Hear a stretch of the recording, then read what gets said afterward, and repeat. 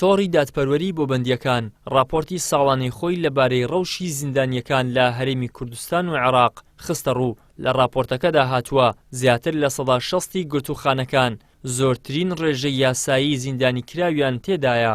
لە هەندێک لەو زیندانانەش ڕێژەکە بۆ چوار هێندەی ئاستی ستاندار بەرز بۆتەوە. ڕێکخراوەکە باز لەوەش دەکات کە ئەو باڵەخانانەی بۆ زیندانی کراوان بەکاردێن بە ڕێژەی زیاتر لە 180 بۆ زیندانیان و لە هیچ یەک لە چاکسازیەکانیشدا پێداویستی تایبەت بۆ خاوەن پێداویستیانی تایبەت دابین نەکراوە. یەکێک لە راپۆرتەکانی نووسینگەی مافەکانی مرۆڤی یونامی دوای ئەوەی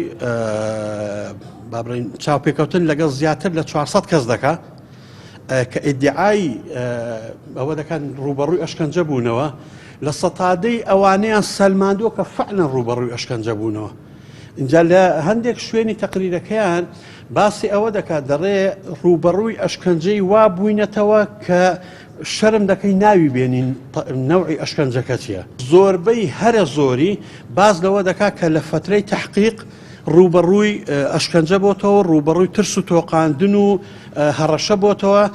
ئاخر شتیشی بەداخەوە کە قەزا بە هەندوەری نەگرت ئەوە بوو کە ئەو برادەرانەی بادینان کە لەبەردا چاوی دادوەری تحقیق عددێکی زۆریان یعنی گوتیان ئێمە ڕوبەڕووی ئەشکەنجە بووینێتەوە، ڕوبەڕووی تەهدید و هەڕەشەی ناموس ئەوانە بووینێتەوە ئەوانە، بەڵام بەداخەوە محکەمە هەڕەشەکەی بە ئەوەندە وەرنەگرت ئەوەش بۆ خۆی جێگەی پرسیار و جێگەی نیگەرانی ناوەخۆنی و دەوڵەتیە. لەبارەی ئافرەتانیشەوە دەستەی سربەخۆی مافەکانی مرۆڤ دەڵێت لە ساڵی 2021دا ڕێژەی ڕاگیرا و سزادراوی ئافرەت زۆر بەرز بۆتەوە. ئەو هۆڵ و شوێنانەشی تایبەت کراون بە ئافرەتان بەشیان ناکات و شوێنیان نابێتەوە. بەڕاستی ئەوەی کە تێبینی کراوە ئێمە وەکو دەستەی سەربەخۆی مافی مرۆڤ کە ئامارەکان لە لامان تۆمار کراوە، بەڵام لە ئێستادا لەبەر ئەوەی کە راپۆرتی ساڵانەمان تاوا نەبووە ناتوانین ڕێژەکە بە دیاری و بە دروستی بیدەین بە ڕاگەیاندنەکان.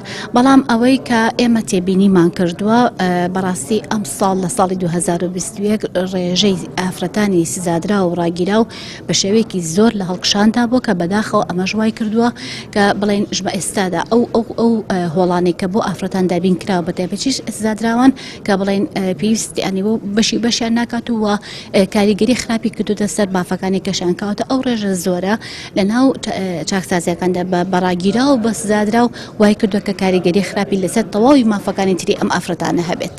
ئەو ئامارەی تۆڕی دادپەروەری بۆ بەندیەکان تەنها لەسەر ئاستی چاکسازیەکانی هەرێمی کوردستان و عێراقن، هەر بۆیە بەپێی یاسا نابێت ئاسایش زیندانی هەبێت، بەڵام ژمارەیەکی زۆری هاوڵاتی لە زیندانەکانی ئاسایشی هەرێم زیندانی کراون کە زۆرترین پێشەلکاریش بەرامبەر زیندانیان لە ناو زیندانەکانی ئاسایش ئەنجام دەدرێن، کەسیش بە دواداچوون و لێپرسینەوەی جددی لەو بارەیەوە ناکات.